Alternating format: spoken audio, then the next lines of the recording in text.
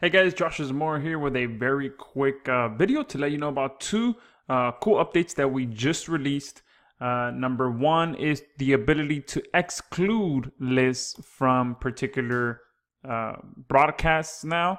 So if you have multiple lists like me and you have, you're selecting multiple email lists, and there are some subscribers that are on multiple lists because they purchased multiple products or signed up for multiple lists.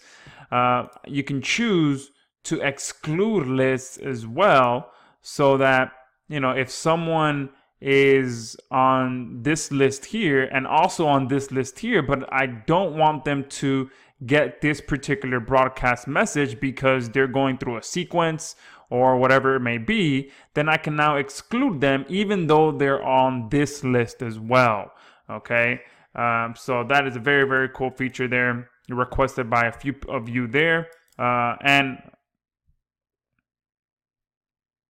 so that is a very cool feature there, so that you can protect some of those subscribers that may be newer to your list and are going through some kind of sequence. All right, that is number one. The other update is to be able to cancel the resend.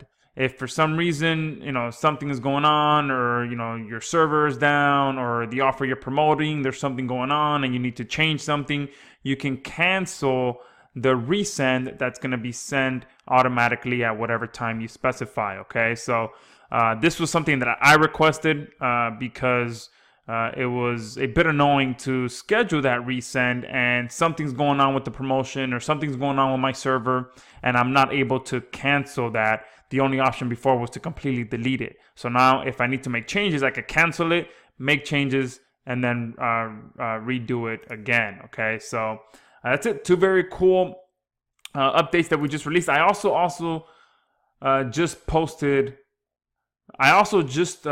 two new tutorial videos as well, which I completely forgot to make. One is how to import phone numbers with our import file, and I also talk about how you can personalize your text messages.